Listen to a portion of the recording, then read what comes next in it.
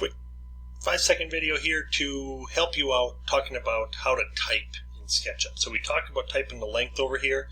Use a tape measure tool. I bring the tape measure with a click, drag it straight up, click, and that's at 71.6 right now, but I want to make it exactly, let's say 95.